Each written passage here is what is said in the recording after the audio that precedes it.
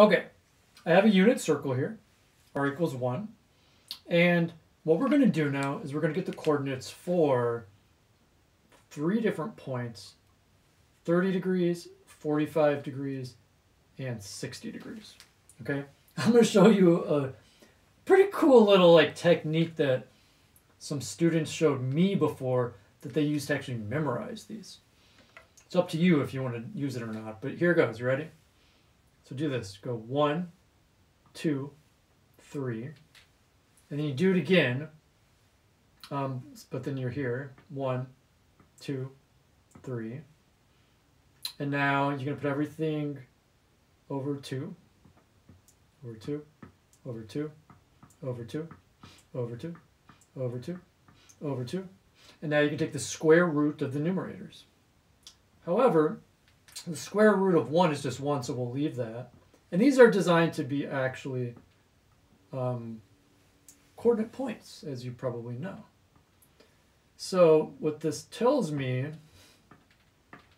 okay, it's kind of, I don't know, it's one way to do it. You got to know what the angles are, right? So this is in effect 30 degrees, this is 45 degrees, and this is 60 degrees. And if you have the correct labelings, then you have the sine and cosine for all of them.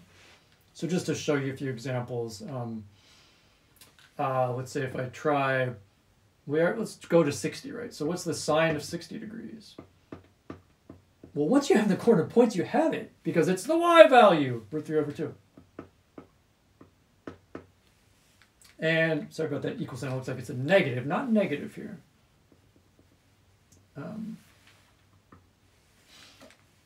You can do any of them, like cosine of 45. Well, you can see that for the cosine of 45, it's, I mean, they're the same as the sine. It's always root 2 over 2.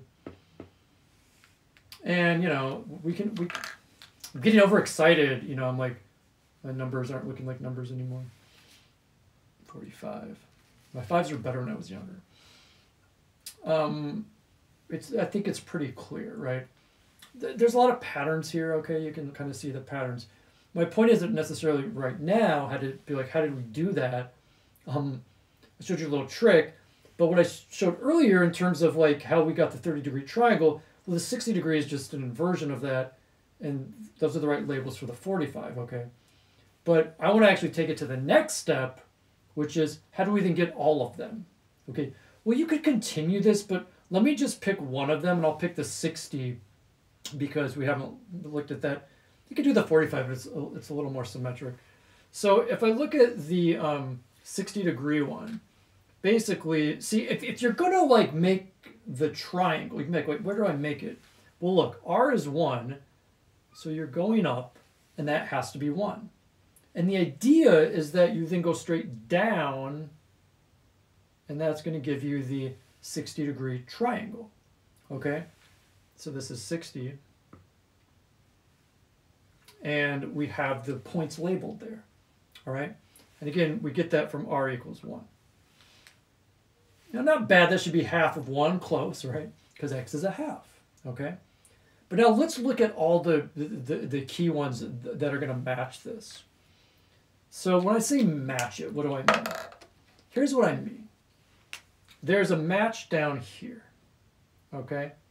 There's another triangle. It goes like this. Now the triangle is still 60 degrees, okay? We're going to come back to the points. And there's a match if I go horizontally here. Okay? And similarly, I go straight down, there's another match here.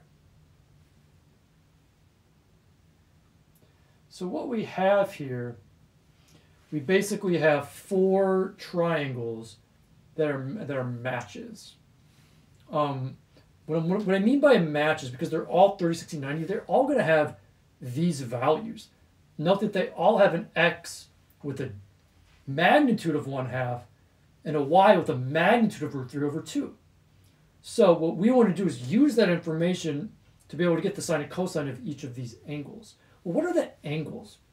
See, I could put 60 in here because it really is a 30, 60, 90 triangle. But what I'm really doing for this point, let's start, well, what the heck, let's start here. Like, how do you get there? Well, here's 0, that's 60. But you're going all the way around. It's a lot to count. But it's cool to count it off in reverse. Okay? To go the full length would be 360, right? So how much is cut off here? Well, that's the 60, okay? Do you see that? How this arc here is 60 degrees. So you're 60 degrees short of 360.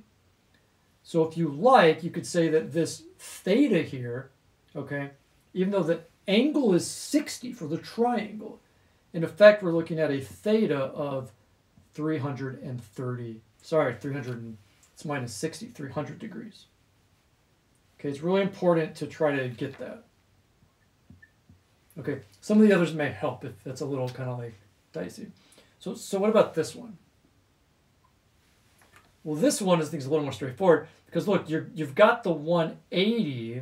Sorry, you don't. You've got 90. That's 90, right? Quarter of a circle. And how much more have we gone? Well, be careful, okay? Are you going 60 more? No. This is the 60, okay? This is the 60 right here. And so the angle which is here, see, this is like theta. We'll call this maybe theta 1. We'll call this in theta 2. Again, 60-degree triangle, but if we're looking at what are the theta values, we could say that is, you see how this works? Again, you can do it either way. You could say, hey, I go 90 and 30 more. You could say, I'm 60 short of 180, so this is actually 120. Okay?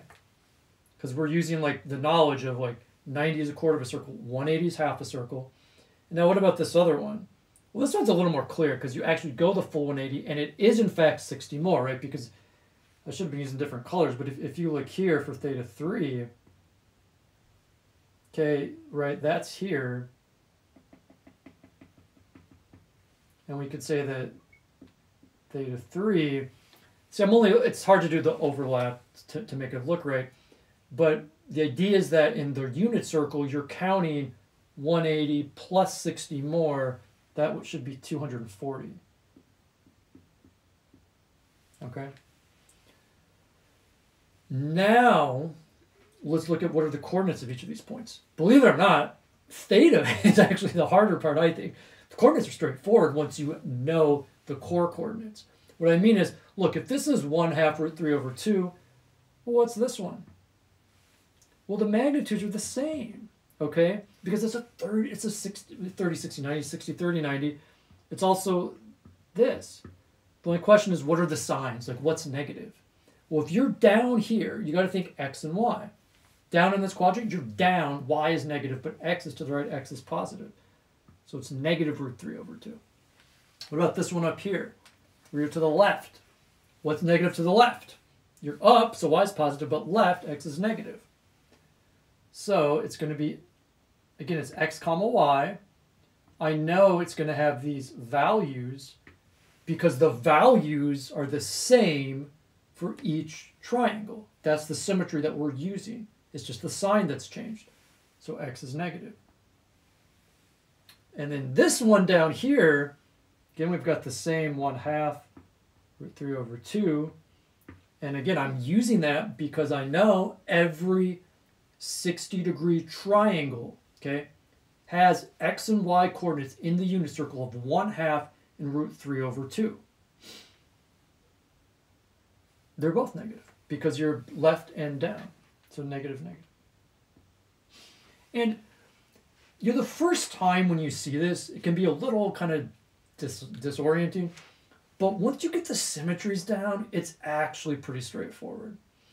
And so if the question is like, what's the cosine of 300 degrees? Okay.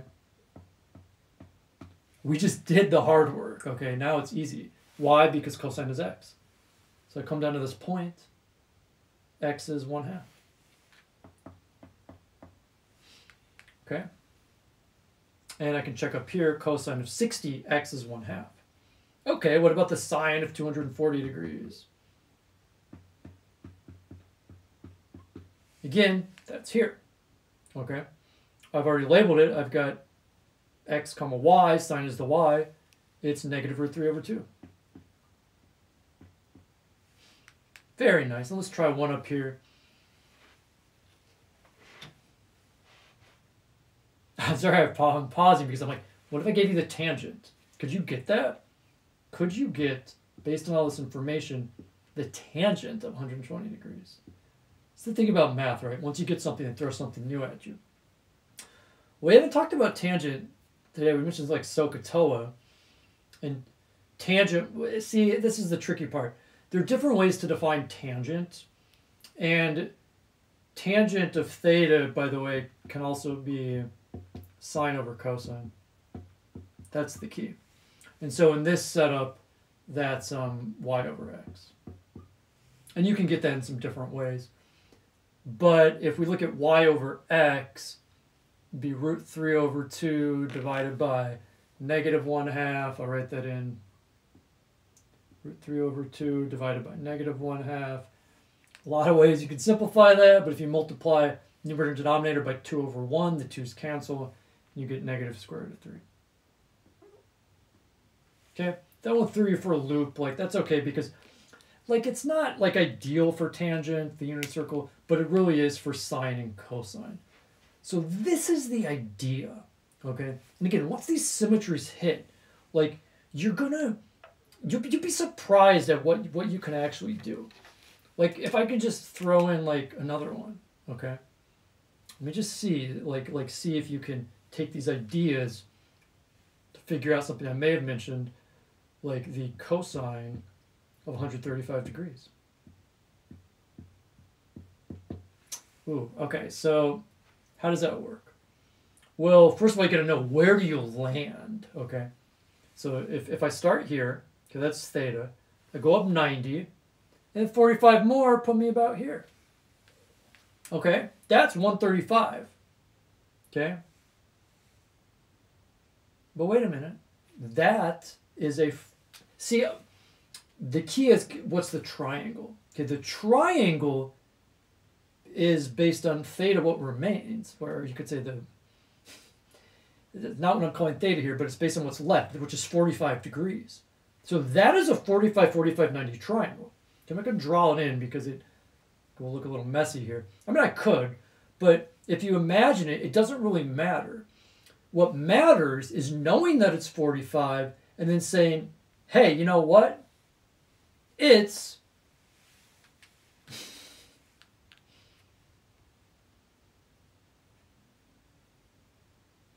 sorry, I think something disconnect for a second here.